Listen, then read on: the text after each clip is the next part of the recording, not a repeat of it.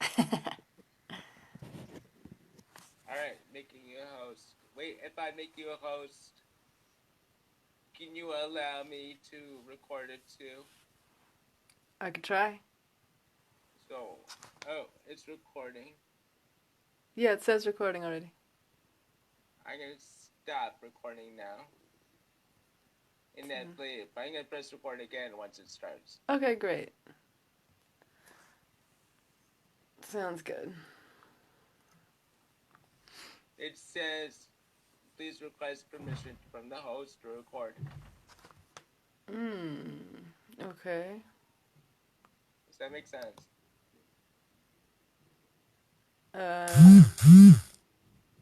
Yeah, I'm just wondering how I do that. Go to participants in the bottom. You see my name?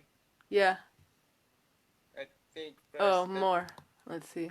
Make host. Oh, allow record. There you go. Is there a co-host? There, it's. I said allow. Great. Yeah. Yes, I see that. Okay, you got it. Thank you. Okay, we're gonna just wait like a couple of minutes and we'll start. Yeah, sure. How are you? Thank God. How are you doing? Good, thank God. How's fast? It's quiet. Really? Yeah. It's a good thing, though. Yeah, I'm. In Sfat you're used to quiet. You are. It's quiet in Sfat, like in general. Even though people come here, Sfat is a place that has a quietness. It's always quiet. Yeah, it has this like peacefulness, like Yeah. you know. Yeah, totally. Okay. Isn't this like your nap time? What's that? Isn't this your nap time? Exactly. I know that's the thing. Well, we'll see. We'll see how it goes. Okay. Also, people never like come to these things on time. Yeah. It's annoying. Well, I think I'll start on time either way, and then people can catch whatever they catch. How are the kids? Baruch Hashem, there's a whole range of what's going on. They're good overall. How old are they now? Between 10 and 19. Wow. Yeah. Wow. 5 of them, right? 4 Yeah. of them. Yeah. 5. Kanina Hora. It's a good number. Yeah, it is. It's solid. So on Facebook it's just automatically recording it.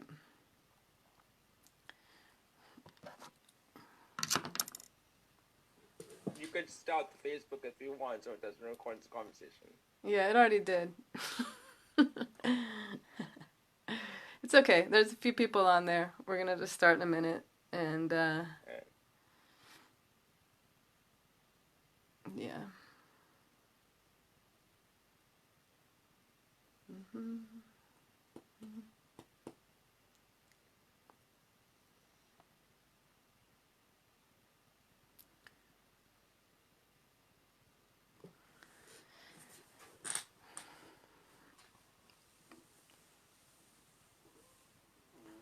Okay.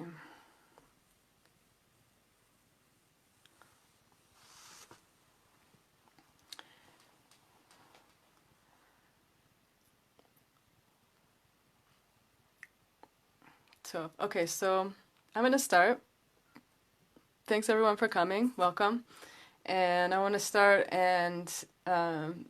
by saying, first of all, this learning, I want to dedicate it to the Refuah Shalema of Rav Chaim Menachem ben Leah. We got the difficult news that Chaim Kramer, the head of the Breslov Research Institute, it has been found that he has the coronavirus. So we're praying for him and Yishev Refuah Shalema, and all of the people who are suffering from it, Yishev Refuah Shalema. We should see a big turnaround in the world, and healing and geula on every level. We should see it come through with our learning, with everyone's learning. And the subject of this class is achdut. Okay, what is achdut? Achdut is a Hebrew word which means unity, wholeness, coming together. And so I asked myself this question, first of all, what is achdut? We're going to get to that in a moment. But I want to start off with the question of why do we need achdut? Why do we need unity? So I read a couple days ago in the Yom Yom, in the Chabad teachings on Monday, Hey Nisan. It says in the Yom Yom there that the place that a person's in does not honor him. Rather, the person honors his place.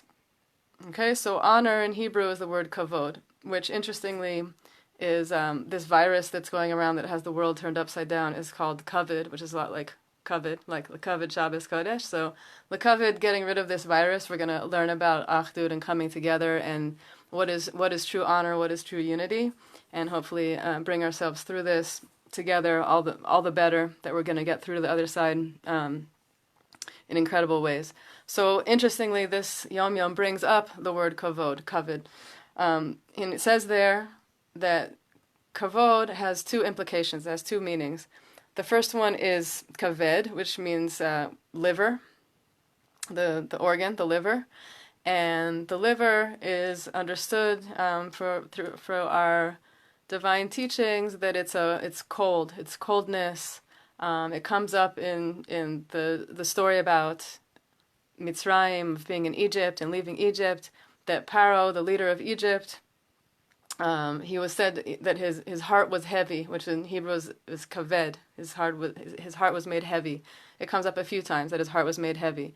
So this word kaved is like the same sound as the word of kavod, which means honor, which is interesting. And the sages comment on this, that his heart became. What does it say that Paro's heart became heavy? Is that his heart became a liver. It became cold and insensitive, like a liver. So that's the first interpretation of kavod. The second interpretation of kavod is honor, which is the one that we're more used to. Kavod means honor, which is the revelation of a supernal, empowering illumination. Right? That every single person and place, really Hashem's world deserves this honor. So go back to the original line that the Yom Yom brought up. It says the place of a person does not honor him. The place and circumstances don't make a person cold or insensitive, like kavod could be cold and insensitive, like a liver. But on the other hand, a person honors his place. That really, we as people, human beings, have the capacity to illuminate our environment. We have the capacity to shine light on our environment with the light of the Torah, avodah, doing holy, doing good things in the world. So going back to the very beginning of creation of each of us, when a soul descends into the body, it makes an oath. It has a little chat with the creator of the universe before coming down into the world. And an oath in Hebrew is shavua. And shavua is like sova, which is satiety, to be satiated, to be full, filled up, generously endowed, right, to be a tzaddik. So the soul has a little conversation with the creator of the universe, with God, before coming down into the world, and makes a deal, makes a promise, makes this oath to be a tzaddik, to be righteous, to do its service in the world, to make what needs to happen in the world through that soul. It makes a deal, and it swears on it. And so this shavua can also be understood as satiety, that it's fullness, that it's generously endowed with the immanent powers to be able to fulfill God's, what God wants that soul to do in the world. And then the soul descends way, way, way down into this physical world, into the material world, having been set up in this way of making a deal with God that it's gonna be a tzaddik, which basically means to bring kavod to the place, wherever it goes, whatever places that it goes. So if the soul can go all the way from the world of total spirituality into a physical body and do such a thing, bring light and illumination and kavod to the place where it is, so too can every single person, no matter where we go, no matter what circumstances we're in, can we illuminate and bring goodness and bring light to that place. So I want to start with this because I think this is one of the reasons why we need to pursue achdut, to pursue unity, because we need to be going in this direction, that we're really bringing light. We're bringing light to the places wherever we find ourselves. So now we're finding ourselves, I find myself in my home, as you do, as everyone does in the world for the past few weeks, most everyone. And, for the most part, we can't go too far away from our home. And it's true in every moment in our life. And right now, maybe we have, extra time to contemplate and an extra seeming reason to contemplate who am I? What am I doing here? What am I meant to do in this place?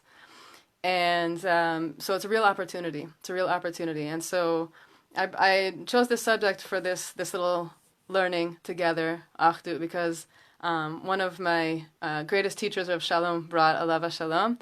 So I asked him way back 20 plus years ago, when I realized he was a very, very special person, a wise person who I really admired and wanted to know his opinion on things, which is not everyone. It was a very special experience to find him. I asked him, what really matters? What do you have to say? What do you have to tell me is the most important? And he said achdut. He said achdut is the most important thing. It's one of our biggest challenges, and it's what's going to bring us through the most. So that stuck in my head from over 20 years ago. I've thought about it a lot of times, and in these times when we're facing such challenges, so I think it once again it stands out as a really important, if not one of the most important things for us to recognize and focus on. So first of all, what is achdut? We mentioned already, achdut is unity, wholeness. Maybe it's connected to shalom, maybe it's connected to peace, to coming to fullness together. And so I was thinking about it, so achdut must be really on many levels. On a level of self, I need to have achdut within myself. I need to be whole and not at war with myself, which is a major subject. We're going to touch on it. Within my family, right? We find ourselves now, some of us with our families, spending a lot more time with our family than we're used to. And maybe that brings up some challenges and some issues, that it might be difficult to stay calm and feel together, to feel unity within a family, which is often a challenge.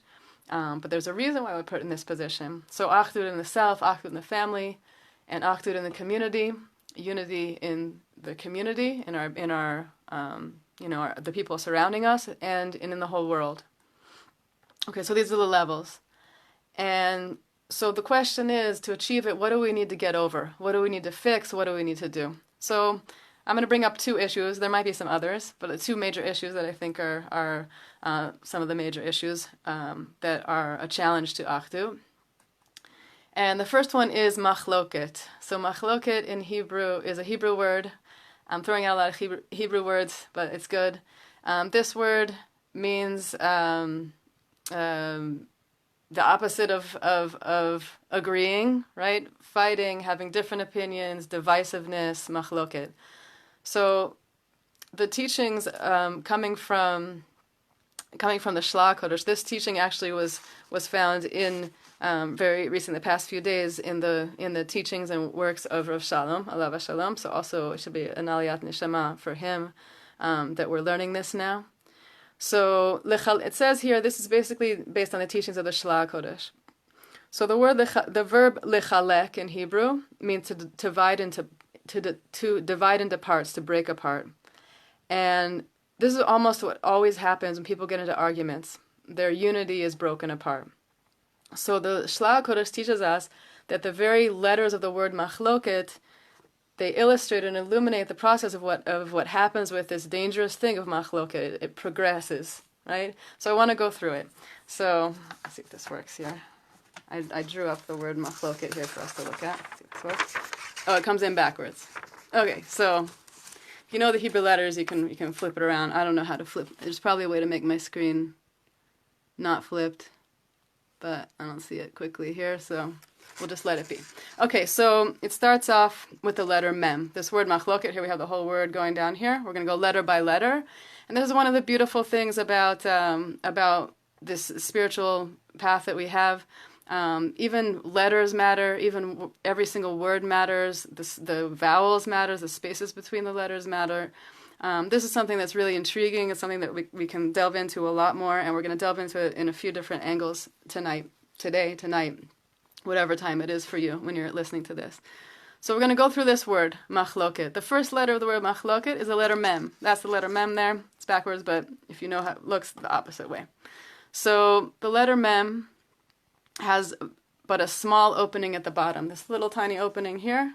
The beginning of an argument, of a fracturing of people getting along and working together, is this tiny little opening at the bottom, like the opening of a mem.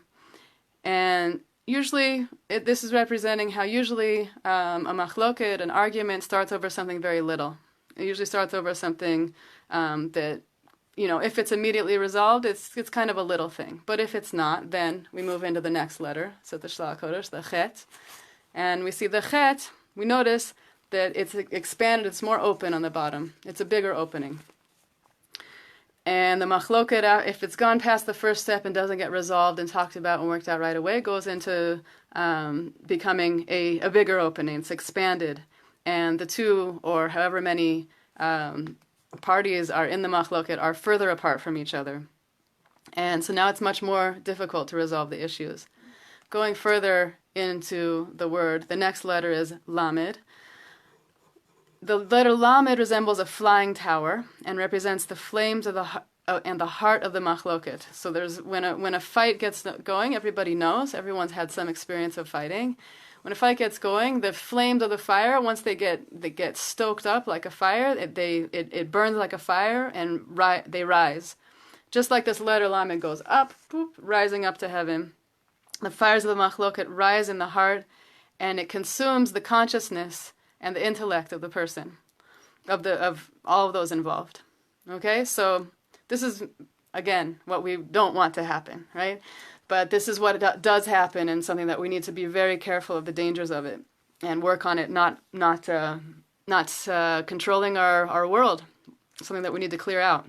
The next letter is the vav, this straight line here. The letter vav represents a supportive staff upon which one sustains the machloket, right? This person has their argument, that person has their argument, they have something to stand, they say, this is really serious, I have all the proof in the world, this study is behind me, this person is behind me. And that staff, which is an allusion to other stories in our tradition, that staff eventually grows and it turns into a venomous snake. Yikes. Okay, going further in the word of machloket, the next letter is a kuf. You see the letter kuf there. The letter kuf has a long foot going down. It goes down below the line, resembling how the fire of the machloket burns deep all the way down into the abyss and destroys your inside. Yikes. And then going further, going to the final letter of machloket, we have the taf. And the taf is it's a sturdy letter. It stands on 2 feet on both sides of the letter. That's standing strong there, resembling how as the machloket continues, it acquires permanence and it is increasingly difficult to end. Okay, so we see here what we don't want to happen. This is one of the big issues that is keeping us from unity, is arguments. And one of the big challenges that we have is to make space for each other. And there's an idea in the Torah that there can be more than one opinion that are right. And especially now that some of us are confined very close to people that we're very close to, so the possibility of little arguments turning into bigger arguments coming up is great. It's a big challenge to not do so. And so something that we really need to look out for, that we need to really be careful to not get past that first mem. Remember that first little tiny opening. So if you can nip it in the bud, it's a really big difference. It's not that the challenge isn't going to come up, right? It makes sense that the challenge would come up because different people have different opinions, and there's a lot of stress in the world right now, a lot of the mystery of the unknown that's before people is making them on edge and anxious. And so the environment is very ripe for getting into arguments. But we really need to stay aware of that, not let it happen. And if it starts to happen, as soon as it starts to happen and goes a little bit further, understanding what the Shlach Kodesh is telling us here, it just gets harder and harder to get out of it. So recognizing that it's happening is a key element, and moving away from it. And we're going to get into solutions in just a moment. The second major issue that I wanted to bring up, which I also brought up in the last class last week, is the issue of lashon hara, of speaking badly about ourselves, about each other. It's very, very challenging not to fall in this. This is something that happens even when we're not thinking about it. Speaking, one of the things that Rabbi Kessin brought, which I brought last week. So Rav Kessin is explaining that lashon hara is one of the main obstacles to us getting through to the final redemption, because really we're very ripe to getting through. We're very ripe to getting to this, wonderful realm of where we really want to get to. But because people speak badly about each other, so we have the Mekatreg, we have the Satan who can say, listen, people are speaking badly about each other, and the way that the universe is set up, if someone is in this position that they've spoken badly about somebody else, so anything that they've done wrong, they're taken to court on high about it. And if they haven't said anything bad about anybody else, they're not. And their relationship is much more direct with the Creator to clear themselves. It's like a huge, huge difference. So let me see where I wrote it down here to share. That so really, the creation of the world was the world was created with complete and utter mercy, and no violation that anybody does will come up for you if you don't speak badly about somebody else. So one of the things about the situation that we're all in now, that we're stuck inside of our houses and nobody can go out, is that it wipes out a lot of this issue. Because when does it happen that people speak badly? When they go out, they see a friend, they go to work, they start talking about this person or that person. And because we have this quiet time where we're retreating into our homes and we're not going out, we're interacting with people less because of this, there's a lot less lashon hara going on. And we need to have no lashon hara going on about ourselves, about anybody else. And so I want to just throw out two things. One is that Rabbi Nachman says that our mind, our thoughts are like riding a horse, right? So when you ride a horse, you're going whatever direction you go, and if you turn the horse, it goes that way. A horse can't go in more than one direction at a time. This is the very same thing as our mind, as our thoughts. We can really only think one thing at a time. So one way to save ourselves from getting to the point of saying something evil, saying something bad about ourselves or about anybody else, is to notice our thoughts, to take some time to recognize I'm thinking, and choose to turn the thought, just think of something else. Maybe have a little bag of good thoughts to pull out many times a day when this might come up, and just think about something else. Just jump off of that train of thought and think something else, like turning the horse to go down a different path. Boom, it's over. You're no longer thinking that thought, it's over. And you're free from falling into that trap of saying lashon hara. Okay, so the other thing that I wish I could find it here. Here it is. So one more thing that I wanted to bring on that about lashon hara is that the Vilna Gaon, in a famous letter, quotes the Midrash, which says that for each moment in which a person refrains from speaking a forbidden thought, he merits a hidden light that no angel can even fathom. So we have to notice there specifically and carefully what it says. It says each moment, every single moment that a person refrains. It doesn't say every day, every week, every month, every year. It says every moment.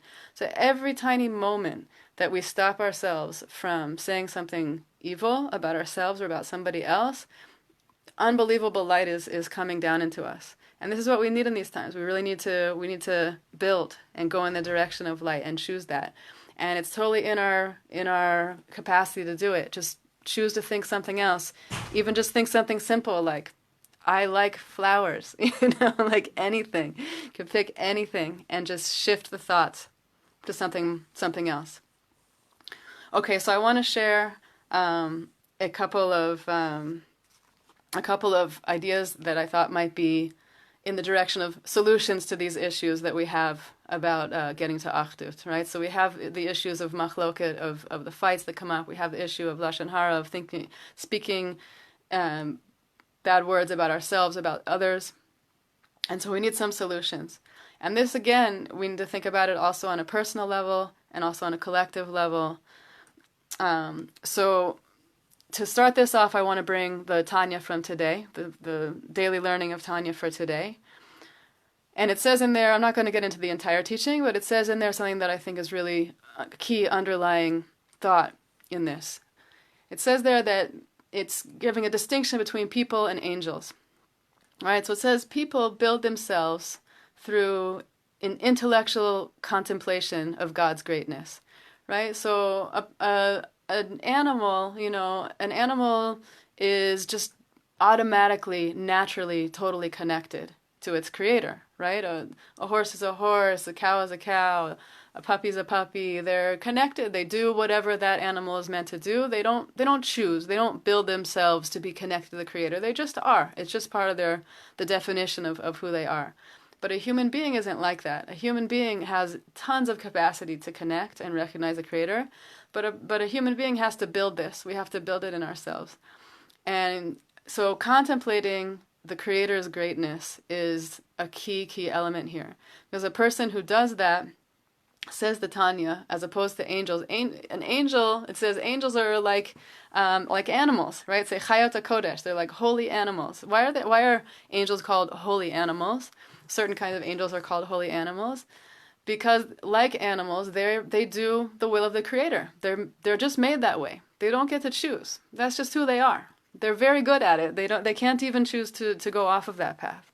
So a human being who takes his life and his or her life into their own hands and chooses to contemplate the greatness of the creator is then building himself to go a level above angels even. Because an angel can't get to that level where they build themselves with their connection to the creator is built on this level. So why do I bring this up before the solutions that I wanted to bring to achdut? Because really, in order to get there, it's not just like it just happens. We have to get ourselves there. We have to build ourselves to come to this place. So I want to bring a few different ideas that are connected to, hopefully will be helpful in moving towards achdut, towards this unity. The first one, most of them actually come from Rabbi Nachman. I wasn't planning on making most of the teachings today come from Rabbi Nachman's teachings and from Breslov teachings, but they were coming to me in that way, and I didn't hear the news about Rav Chaim Kramer being sick until after I had already really started to prepare this class, and all these Breslov teachings were coming down, so I thought that was interesting. But really, it should be a big refuah for everyone, and Rav Chaim should just come out of it strong and well.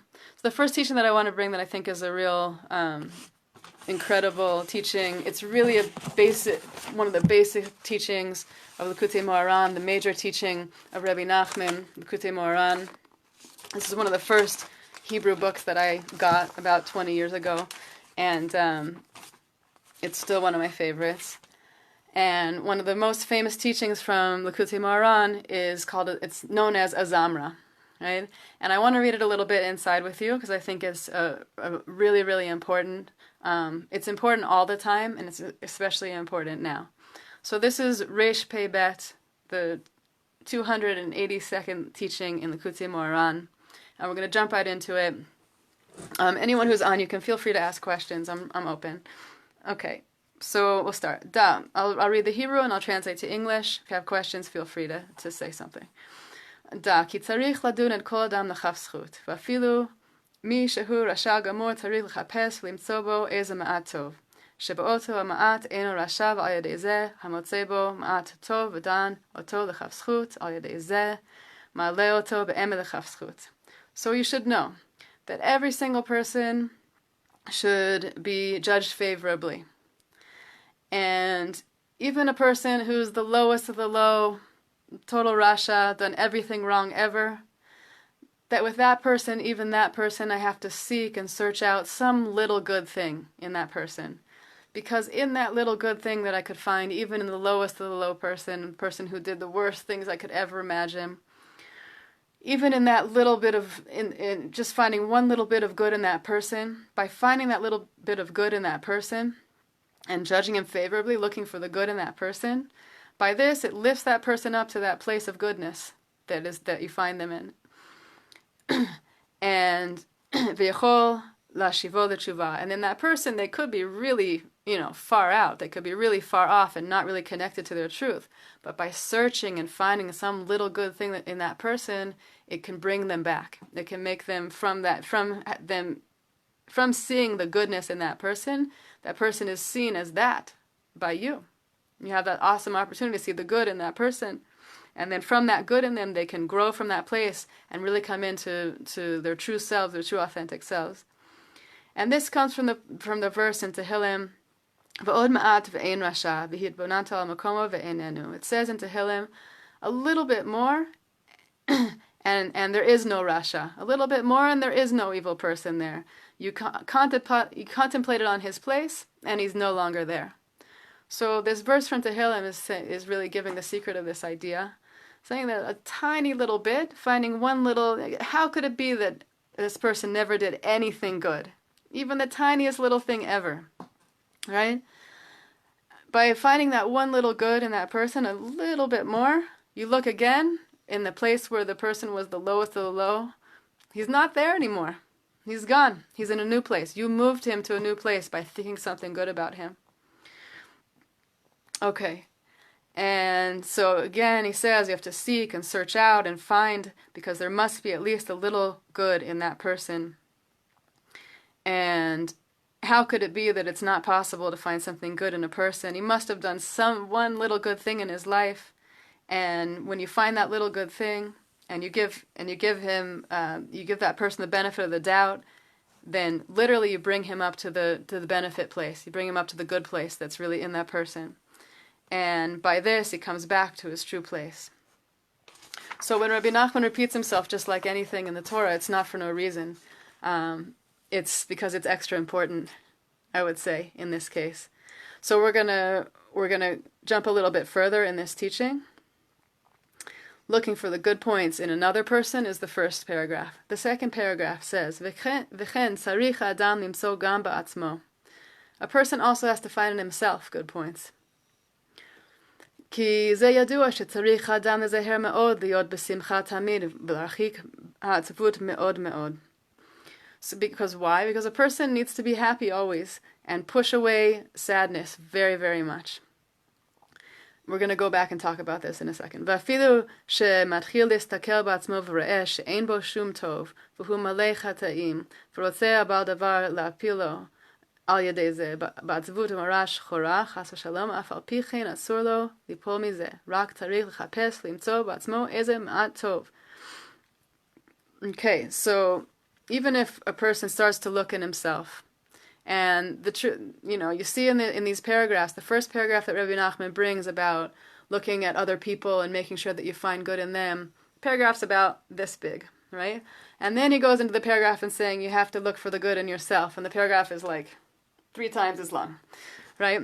So why would that be? Because we really know ourselves. We really know everything that we did wrong better than anybody ever could, because we're with ourselves all the time. We can't get away from it. And knowing ourselves really well is not always an easy thing to find the good in ourselves. He says right here, when a person starts to look, he can't find anything good in himself. Sometimes it's, especially when we're having a challenging time, which I know a lot of people are challenged by these times, and in general, it's not necessarily easy sometimes for people to find something good in themselves. They see all the things that they did wrong, and so the Baal Davar, the Sitra Achra, the other side, wants to make this person then fall into sadness. Look, I did this wrong. They start looking for the good. They say, well, I did this and that and the other wrong, and they get sad, and they get bitter, and they get upset about themselves, and this opens up to more and more and more of that. No, that's what we need to stay away from very, very much, says Rabbi Nachman. Rabbi Nachman says we need to be happy all of the time. And how do we do this? We have to search and seek and find out a little bit of good. Because how could it be that in all the days of our life we didn't do one good thing? Literally he's talking like simple, like one little good thing. And as soon as he starts to look and find something good, finally finds something, right? So then Rabbi Nachman goes on to say, he said, if I find something good that I did, and then boom, I find things wrong with it.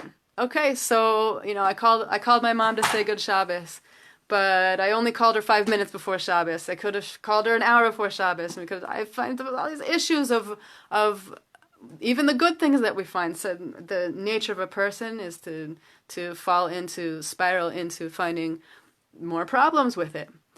So as soon as a person notices that this happened, he has to search and find the good even further in that mitzvah. He has to kind of deal with this machloket, this fight within himself.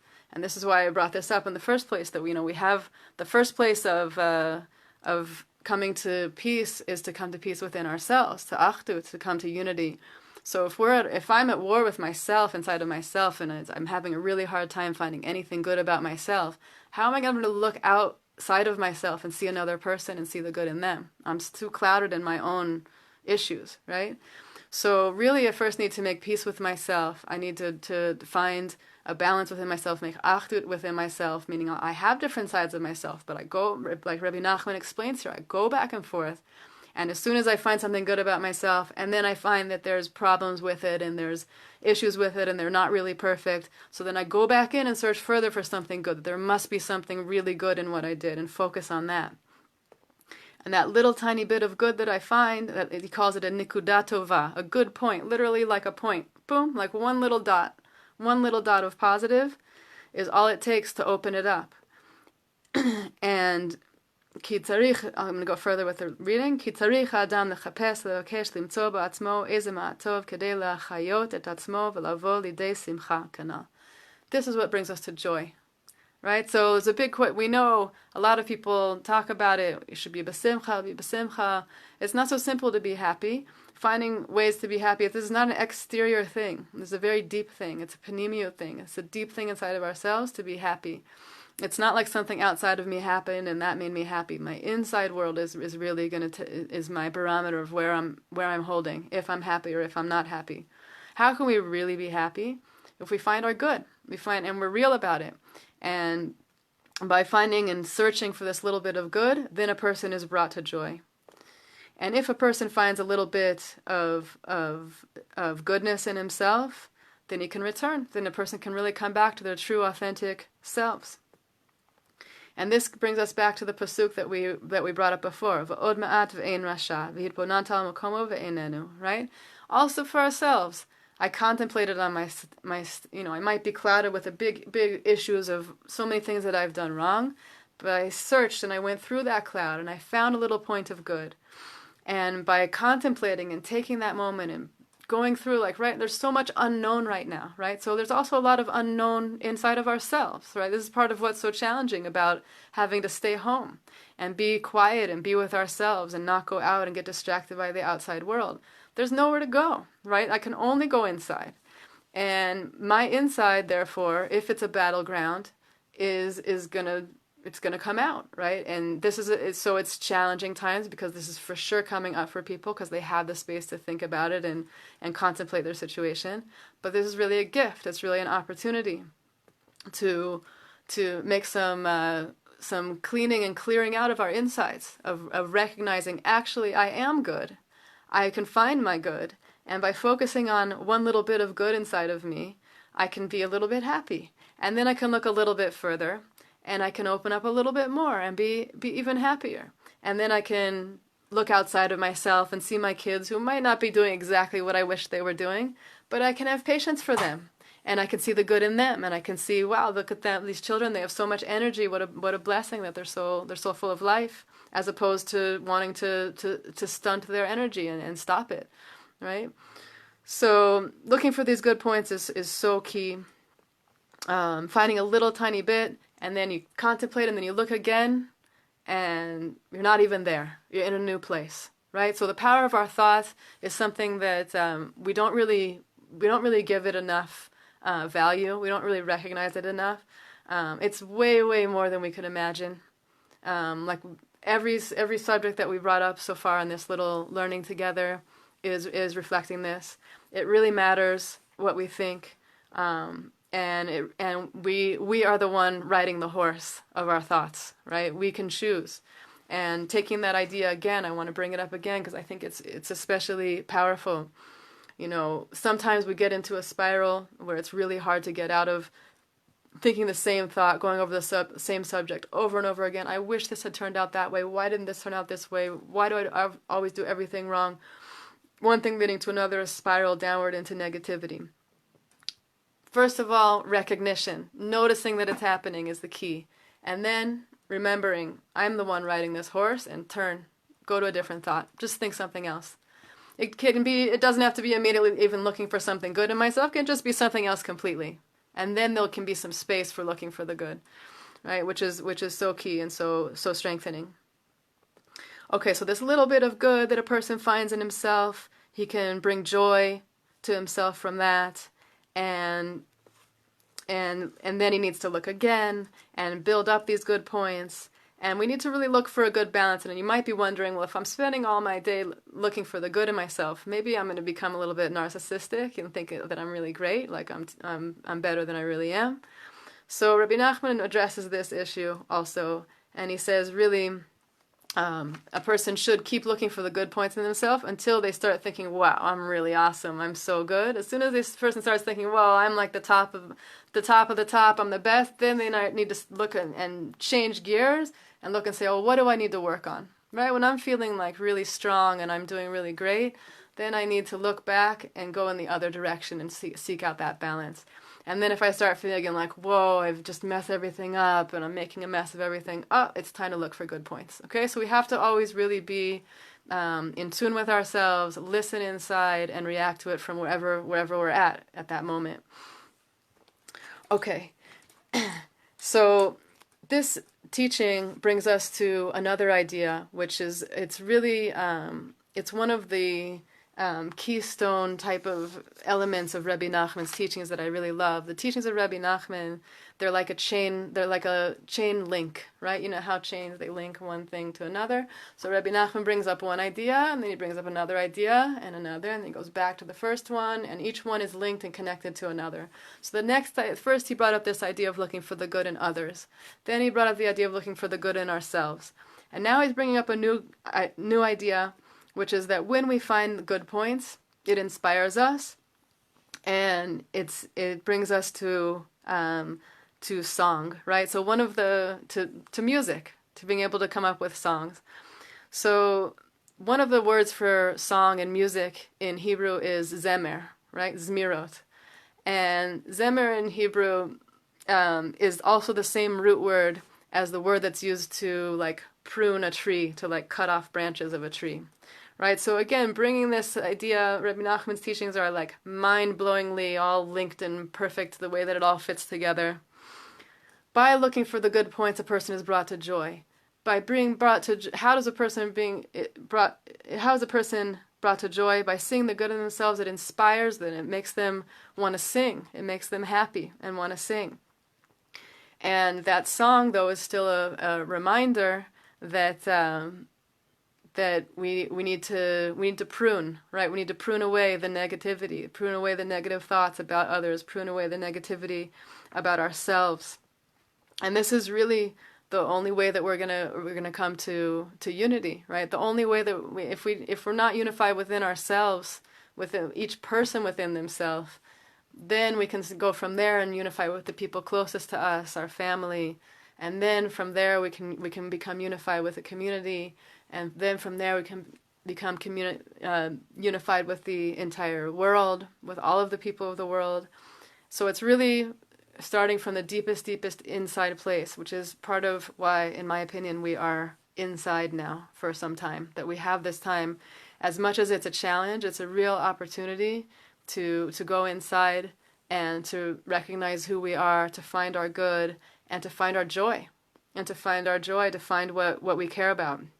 And this joy of that's represented through music, So this comes through. Rabbi Nachman goes even further to saying that what is music? What is a good song? What is a beautiful song?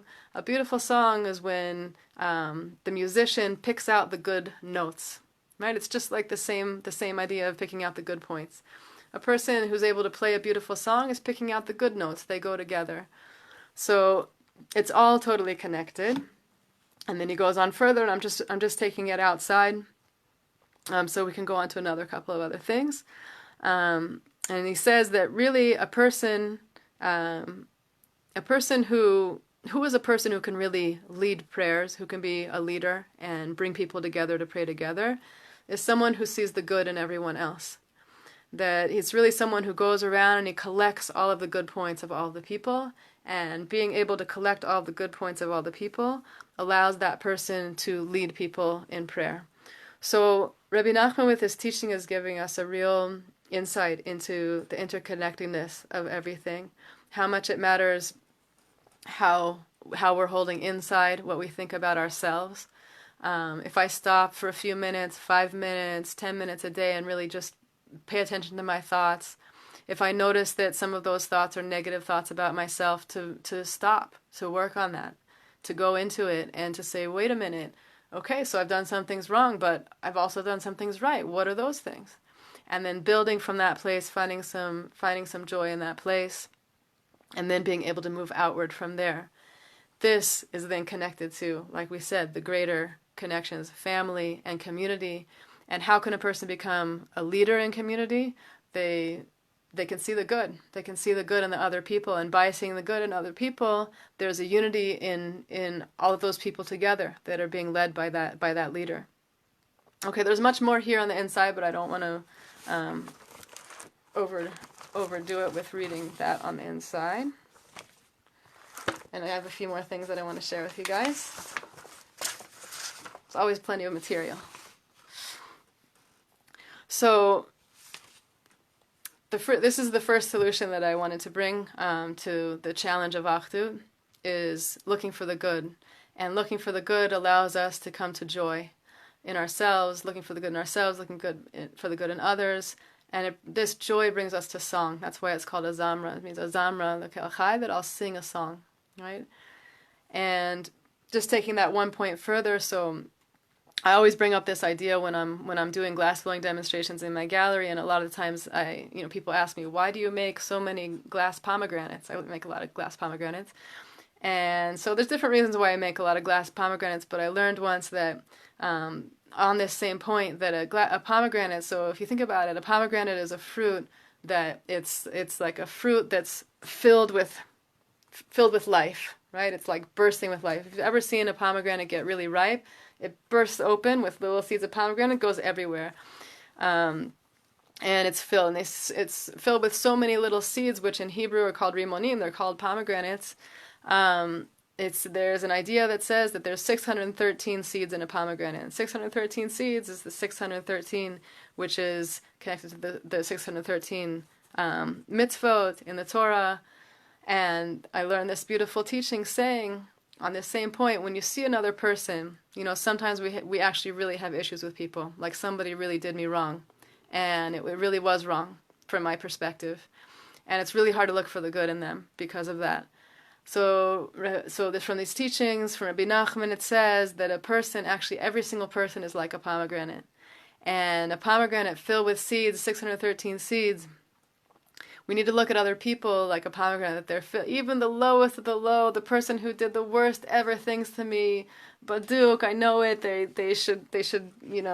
I know that they're wrong in every way. Still, that person, even that person, is filled with good, like a pomegranate is filled with seeds. And this is another thing to contemplate, right? About ourselves, about others. That really, people have so much good in them. And it's just a trap to be negative. It's just a trap to, if we focus on the negative, then that negativity is what there's there, right? Where we are, where our minds are. So if I'm thinking something negative about another person, that's the reality, right? If I stop and say, well, wait a minute, this person has bothered me more than anyone else in the whole world, at the top of my list of driving me crazy. They did everything wrong to me, but they're like a pomegranate. They must have so much good in them. There must be some little good thing in them. And I stop and I think of something. Everything changes. Now that person's held in a good place. Not only in my mind, but the person themselves is in a whole new place, right? So it's a good thing to contemplate. We have some time now to contemplate. So kind of a simple meditation to think, if it's coming up for me, someone who's giving me issues, who's bothering me, think about this person is a pomegranate. They have in them at least 613 good things. And then look for one. Try to find one. Okay, so moving on to the next possible solution in our quest and for seeking achdut, for seeking unity, is again going back to hitbodedut. I know I brought this up last week, but I'm bringing it up again because I think it's really, really important. We are now in a state of bidud. In Hebrew, quarantine is called bidud. We're in a place where we are alone. And Rabbi Nachman speaks about hitbodedut as one of the top ways of connecting.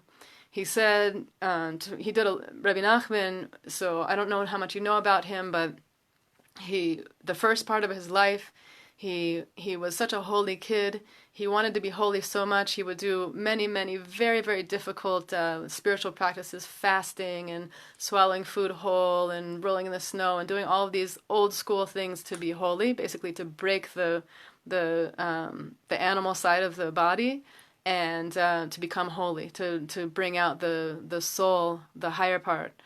And then a bit later in his life, he realized there was such a thing as hitbodedut, as stopping and realizing that I'm alone with God and I can speak from my heart, speaking from my heart, like I'm speaking to my best friend or someone that I trust completely, and tell him everything. And from this place, says Rabbi Nachman, not only does one idea lead to another, and I'll get to what I really need to talk about with HaKadosh Baruch Hu, with the creator of the universe, but the whole world joins in your song, right? That a person who's speaking from their heart. So Rabbi Nachman, if you get a chance, I know now people are supposed to stay in their houses, but hopefully you have at least a window where you can see a tree or a little bit of a yard, or you can get out a little bit and be close to nature. Even plants around. I have lots of plants. I love plants. So Rabbi Nachman says when you do hitbodedut, you make this connection from the inside to the creator of the universe, and the whole world starts to reflect that around you. And he says it's very healthy and wonderful to go into nature to do this. So I go into nature. So in my yard I have a couple of trees, thankfully. I go into, and I'm near those trees. If I start saying, thank you Hashem for this, thank you Hashem for blessing me to be in Israel, for blessing me to have children, for blessing me to get to be an artist and blow glass, the things that make me happy. I start being thankful. I start saying thanks and praise. The trees, the plants around me are joining in my song, right? So another way to achieve achdut in this moment, I'm saying specifically in this moment when we're, it's always good, but in this specific moment in time where we find ourselves, where we need to bring honor to the place where we are, we're home, right? Everybody's home. There's nowhere to go. And so from that place, from that inner place, to embrace it, to really go there, to really be present with ourselves, and to say a few words. And if it feels uncomfortable to talk to God, so try it anyway. Just say, "Who are you, God?" Or "I don't believe in you, God." Or say whatever you want. You can say anything at all. Just start. And if you start, one thing will lead to the next. And the depth that is available there will start to open. And like we said before in the last point, as soon as a person starts to really make peace within themselves, then they can go out. Then this isn't going to last forever. We're not going to stay in our houses forever. One day we're going to go out again. And this is a time, this is like training time. This is a very, very special time. It's only going to last so long. We need to make the most of it. It's an awesome opportunity to make peace with ourselves, to connect from that deep place, from that place of quiet, to connect to the world around us, realizing that it's actually like me here, there's something bigger going on here, and then connect to people, coming from that place, recognizing that. Okay, so I want to throw out another couple of little things. So it's a little bit of a beautiful, far-out teaching from Rabbi Nachman that I happen to love. It's lesson 65 in Likutei Moharan, Samech Hey, in the first section. And this is also connected to prayer. So you might notice that all of the solutions that I'm bringing are connected to prayer, right? So the one is a zamra, which brings us to song, which is a type of prayer. The other one is hitbodedut, taking that time to really be with ourselves and speak to the creator of the world from the inside. And the teaching of 65 is also about prayer. So it starts off, I'm just going to say it outside, a couple of words about it. It's a story of a gardener. There's a great gardener with this beautiful garden. And the garden is actually the garden of souls. And in this garden of souls, the gardener goes around and sees with all of the different souls, like plants growing in the garden, what kind of fixing these souls need to do. So then this teaching, it describes that a little bit, which is already beautiful, far out Rebbe Nachman type of teaching. And then it jumps to another section where it explains that prayer is made up, like we said before, of letters and words and phrases. And that it says that prayer is coming from a place of starting with one letter, like the bet of Baruch, which is like taking one flower, and then going to the next letter is like taking another flower, and going to the next letter is taking another. When I get to a full word, I pick up all the letters of one word, I bunch them together, like a bouquet of flowers, and that one bunch of flowers is one word. And then we go to the next word, and pick up one letter at a time by saying, so why is Rabbi Nachman saying all of this? What does this mean? It means that down to the detail, every single thing matters. Every single letter of every single word is a part of the building blocks of creation. And if I'm going to stand up and say, what's called the Shmona Esrei, the standing silent prayer, which we're meant to say 3 times a day, it has 18, 19 prayers in it 3 times a day. If I just run through it like I'm reading an article or a newspaper, it's maybe something, but it's not much. And it matters to do that, but we can take it so much deeper. Every single letter in that prayer, right? The first word of the prayer is Baruch. In Hebrew means blessed, right? So it's not just that word itself is amazing. The first letter of the word, the bet of the word on its own, is like a gewaltig, amazing, wonderful thing. That's like one flower. And then collecting all of those letters together to make one word is a bouquet of flowers. And then the next word. And all of those bouquets need to come together, and he brings it all the way to the end until really when you get to the very last word, the very last letter of the prayer, which is 18, 19 prayers later, it's a lot of letters and a lot of words. He says that very last letter of the last word of the prayer needs to be connected to the very first letter of where you started, that it's really all one thing. And if they're not all tied up together, the prayer is not whole. So this brings us back to the idea, then why is there this gardener in the garden finding these different souls that need helping? Because some of the souls they're not doing this. It's hard to imagine doing it, to be honest, right? How could I connect every single letter of everything I say, constantly not letting go of one thing? It's like a huge, huge thing to accomplish, to be able to do that. But he wouldn't say that it's something that we should do if it's not something that we can do. We must be able to do it. And so going into this deeper place, this opportunity to really connect to who we really are. Everyone now, I think a lot of people are really awakening to, wanting the world to be good, wanting the world to be clean and pure, and to bring healing to the world, for the world to not fall apart. Maybe not even just for ourselves, but for other people, realizing I heard about somebody that I know, and I care. Who hasn't heard about somebody that they know now who is sick, or God forbid that they lost somebody, or they know somebody who lost somebody? It's not too far away. And, God forbid, but it might get even more extreme. Hopefully it's ending right now. But if we have to face this more and more, what does that do? It inspires prayer. I want it to be better. Please make it better. Please make this person better. Please heal, this person that I heard is not well. And this awakening for prayer that's coming up in people is an awakening for achdut. It's an awakening to be that we're actually really all connected. We're all one soul. We're all connected to one another. And one way to actively get to this place of really being connected is to really connect to who we are as individuals and from that place to be able to come out and connect to everyone else. So prayer is a great bridge between those two realms, because when I realize that I have, I found the good in myself and I can sing and I can say something, then I can realize what I'm praying for. I'm praying for other people. I care about other people. I want it to be good for others. I want it to be good for the whole world. I want the whole world to be fixed and to be whole and to be beautiful. So on this point, I want to jump to the circle dance, and I'm going to wrap it up in the next couple minutes with a couple more ideas, but you can feel free if there's questions. I'm really open.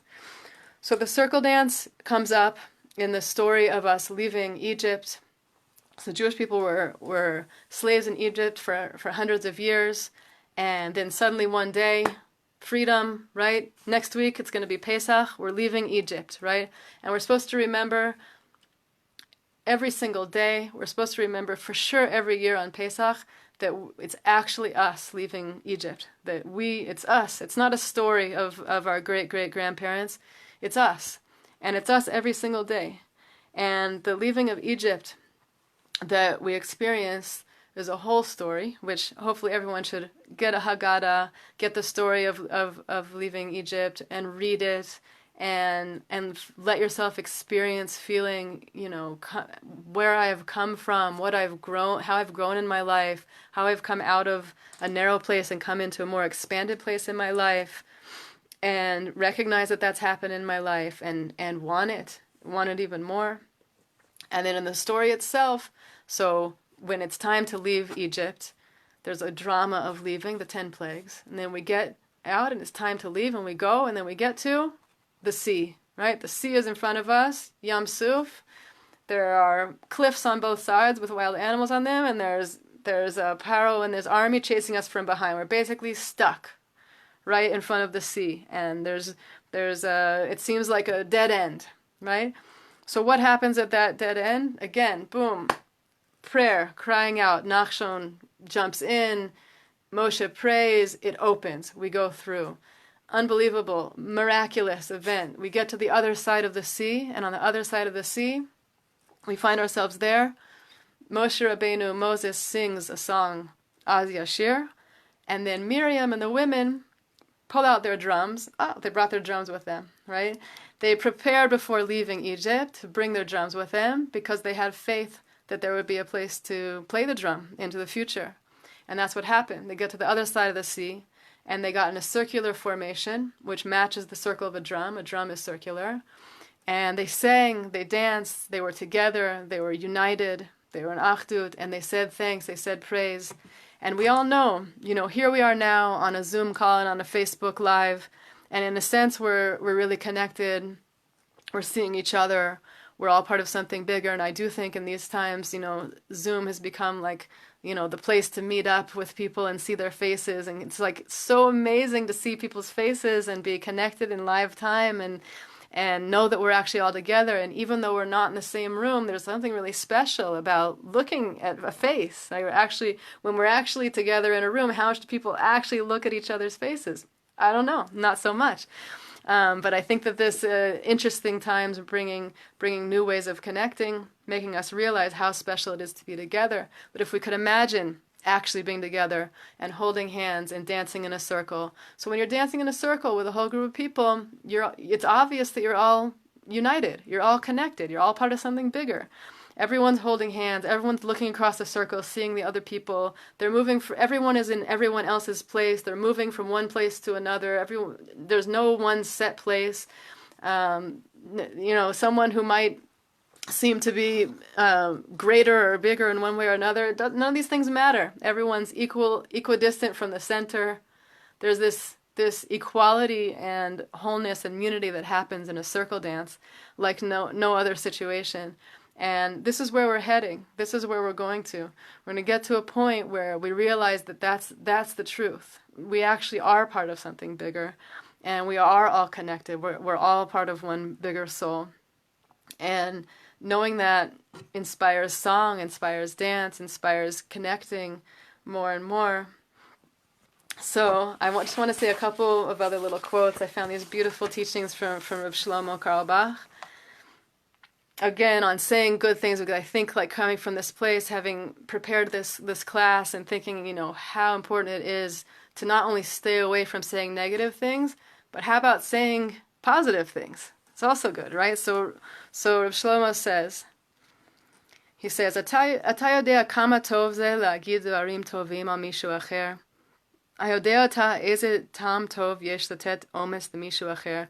He says, do you know how good it is to say good things about another person?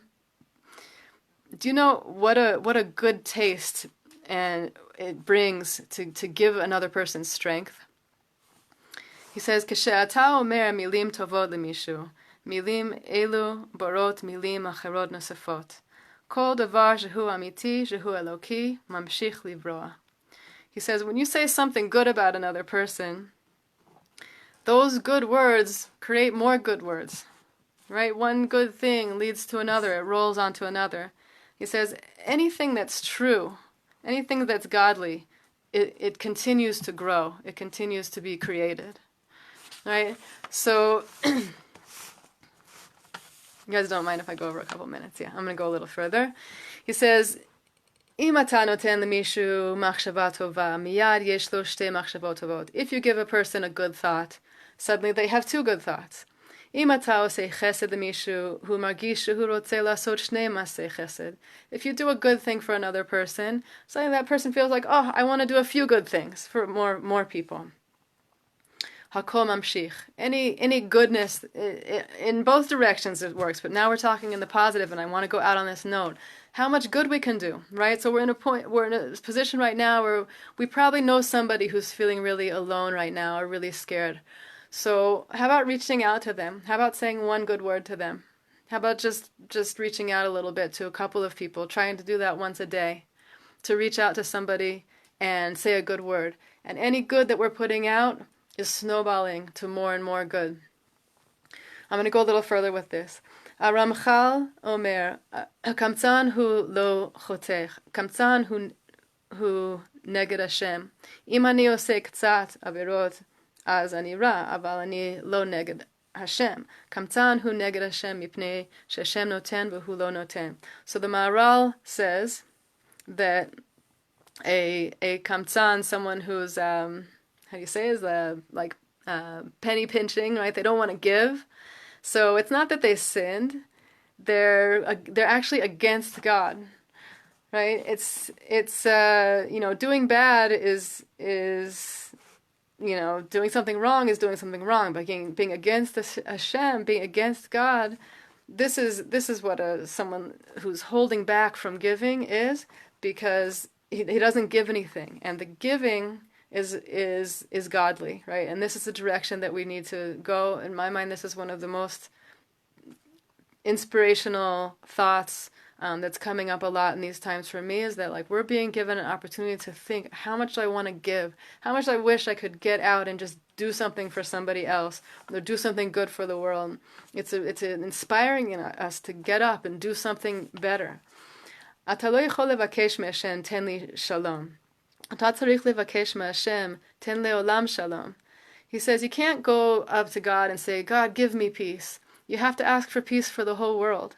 Anachnu tzrichim shekol ha'olam yikabel et ha'or hagadol shel shalom. We need that the entire world will receive this great light of peace. Laman achai v're'ai adarba na shalom bach. We say, for the sake of my brothers and sisters, I'll speak good to you. I'll speak good of you. Okay. And here, so I wanted to end with this. There's like two more little things I wanted to read here. Havdel bein shira v'dibur hu, keshemishu medaber kulam tzrichim liot b'sheket, acheret lo yatzliach lishmoa oto. Aval b'shira kekol sheyoter anashim sharim biyachad ze nishma yoter yafeh. So it says Reb Shlomo, what's the difference between song and speech? When a person talks, when a person speaks, everyone needs to be quiet and listen to that person, right? If everyone speaks at once, you can't understand anything. But when people sing with song, the more people that are singing together, it becomes more and more beautiful, right? So speaking of unity, more and more people singing and coming together. This is what we're seeking. Okay. So, and he says one more thing. Shlomo says the most beautiful, sweetest thing sometimes. He says, really, sometimes a person just needs a friend, one good friend, right? If you have one good friend, what is a good friend? A good friend is not someone who just thinks I'm good. A good friend is someone who believes in me, right? If I have one person who believes in me, so that's all a person really needs, right? And so, you could be that for somebody else. Make sure you have one good friend, right? And coming from this place, halavai, God willing, we'll see great unity come into the world, that we can distance ourselves from machloket, from the petty arguments. Usually, most arguments are really started for something really tiny and something petty. So to distance ourselves very much from that, when we see it coming up, to stop it right away, to nip it in the bud, to be quiet and not say anything negative about ourselves or about anybody else. To work on that really, really strongly and receive that light, and to delve into prayer, to finding the good inside of ourselves, to find the good inside of each other, to speak out our hearts to Kadosh Baruch Hu like it's our best friend right in front of us, to put all of our prayer together, to unify all of the letters of everything that we're saying, so it becomes out in this one beautiful bouquet of flowers of everything coming together. So I want to give us a blessing that we do it, that we have a lot of strength, that we have a lot of simcha, that we find those little good points and those little openings of light and joy come up inside of us, and from that place we can build ourselves to be so happy that we can then look outside of ourselves and find the good in other people and connect with them, and then that group of people can look outside of themselves and have communities connecting more and more from this place of recognizing the good, and that joy that comes with finding the good should inspire us to sing, inspire us to dance together, come to the true unity that we're all hoping for. B'mehera v'yameinu. Amen. V'zat Hashem. So thank you everyone for joining, and we should hear good news. Things should turn for the good. Toda rava.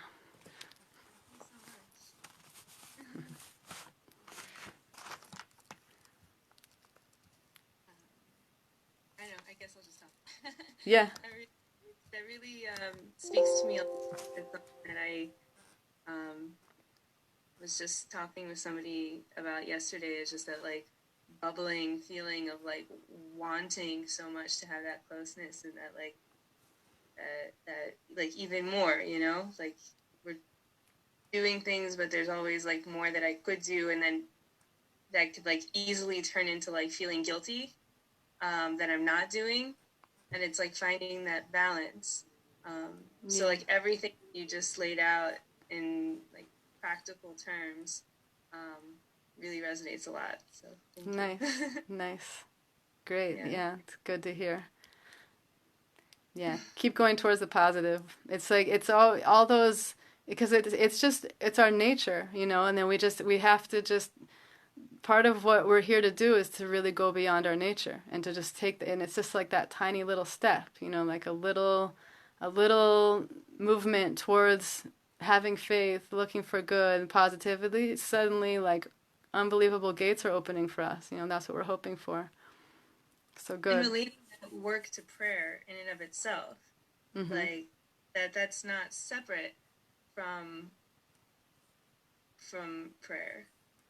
The contemplation in and of itself is that. Yeah. Right. Nice.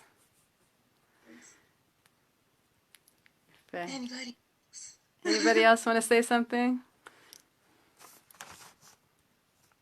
Mazel tov to Jonah. It's his Loazi birthday. This is his birthday present, I told him.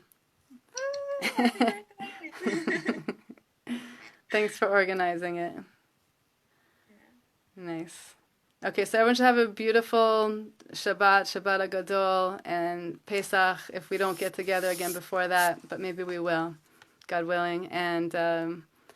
And thank you so much. I'm so happy that we got together and learned. Thank you so much. Thanks, Joanna. Kol tov.